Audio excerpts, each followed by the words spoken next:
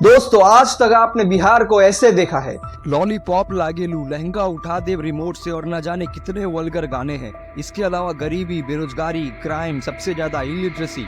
लेकिन ये असली बिहार का चित्र नहीं है। क्या आपको पता है कि ये भी बिहार है? ये और ये भी बिहार है। मैं आपको आज बताऊंगा असली बिहार के बारे में, द रियल बिहार। हो सकता है कुछ फैक्ट्स जानकर आप हैरान हो जाएं, और मैं दावे के साथ कह सकता हूं कि इस वीडियो को देखने के बाद आपका नजरिया बिहार के प्रति बदल जाएगा।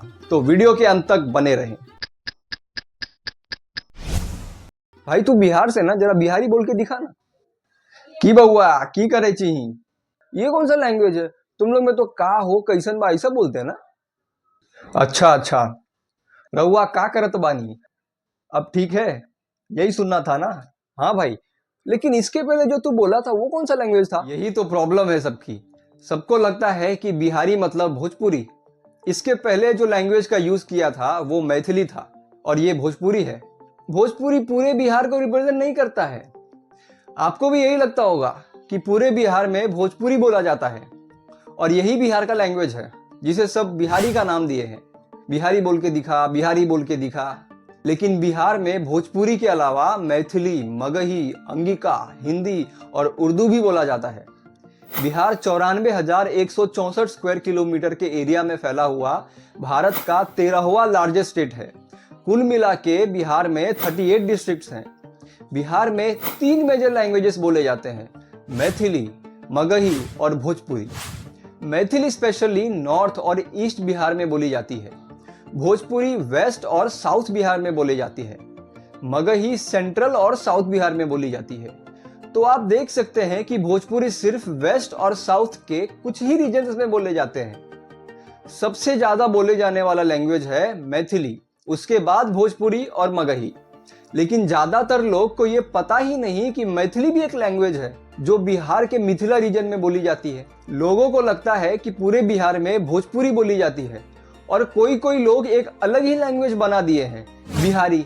बिहारी कोई लैंग्वेज नहीं है। 22 जनवरी 2024 ये एक ऐतिहासिक दिन है, क्योंकि इस दिन अयोध्या राम मंदिर का प्राण प्रतिष्ठा हुआ। उस दिन 500 साल का इंतजार खत्म हुआ। सबको पता है कि अयोध्या श्री राम भगवान का जन्म स्थान है, लेकिन क्या आपको पता है कि सीता माता का जन्म स्थान कहाँ है? शायद नहीं पता होगा। मिथिला, हाँ, मिथिला सीता माता का जन्म स्थान है, और ये मिथिला बिहार में है, और इसी रीजन में मैथिली बोला जाता है। खैर, ये तो हो गई भाषा की बात। चलिए मैं आपको कुछ दिखाता हूं। ये क्या है? यस, जैन मंदिर, ये बुद्ध मंदिर, और ये हरमंदिर तख्त। लेकिन क्या आपको पता है कि ये आखिर है कहां? ये सब बिहार में है।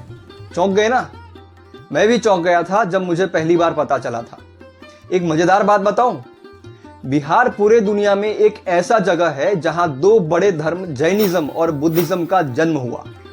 सिखों के 10वें गुरु गोविंद सिंह का जन्म बिहार में हुआ था। सिखों का पवित्र स्थल हरमंदिर तख्त पटना बिहार में है।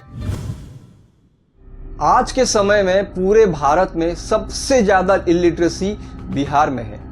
लेकिन क्या बिहार शुरू से ऐसा था? नहीं। अगर मैं आपसे कुछ टॉप यूनिवर्सिटीज के नाम पूछूं तो आप शायद बोलेंगे ऑक्सफोर्ड यूनिवर्सिटी या कैम्ब्रिज यूनिवर्सिटी। लेकिन एक मजेदार बात बताऊं? आज से 1500 साल पहले की बात है, जब कहानी कुछ और थी। बिहार में एक यूनिवर्सिटी हुआ करता था जहां पूरे दुनिया से लोग ज्ञान प्राप्त करने आते थे। China, Korea, Japan, Mongolia, Sri Lanka, Indonesia, Persia और टर्की जैसे देशों से लोग पढ़ने के लिए आते थे। उस यूनिवर्सिटी का नाम है Nalanda university. 5th century BC में कुमार गुप्ता ने इसे बनाया था। ये माना जाता है कि नालंदा दुनिया के सबसे पुराने यूनिवर्सिटीज में से एक है। नालंदा यूनिवर्सिटी में ज्ञान का भंडार था। यहाँ धार्मिक ग्रंथ के अलावा लिटरेचर, थियोलॉजी, लॉजिक, मेडिसिन और फिलोसॉफी जैसे सब्जेक्ट्स पढ़ाए जाते थे। इसमें 9 मंजिला लाइब्रेरी थी, जिसमें 90 लाख से भी ज्यादा बुक्स और मैन्युस्क्रिप्ट्स थी। ये यूनिवर्सिटी 700 साल तक फलती और फूलती रही। 2 बार हमलों की मार झेलने के बाद आखिरकार 12th सेंचुरी में बख्तियार खिलजी ने नालंदा को जला दिया, ज्ञान के भंडार को नष्ट कर दिया और माना जाता है कि इसकी लाइब्रेरी 3 महीने तक जलती रही। इसके खंडहर आज भी बिहार के नालंदा डिस्ट्रिक्ट में 57 एकड़ में फैली नजर आती है। दोस्तों, ये सिर्फ बिहार का नहीं, भारत का नहीं, बल्कि पूरे विश्व का नुकसान था। Late president doctor APJ Abdul Kalam के प्रपोजल के बाद फाइनली इंडियन पार्लियामेंट ने नालंदा यूनिवर्सिटी एक्ट 2010 पास करके फिर से यहां पर यूनिवर्सिटी बनाने का फैसला लिया। दोस्तों, मुंडेश्वरी देवी टेम्पल, जिसे भारत का ओल्डेस्ट फंक्शनल हिंदू टेम्पल माना जाता है, बिहार के कैमूर डिस्ट्रिक्ट में स्थित है।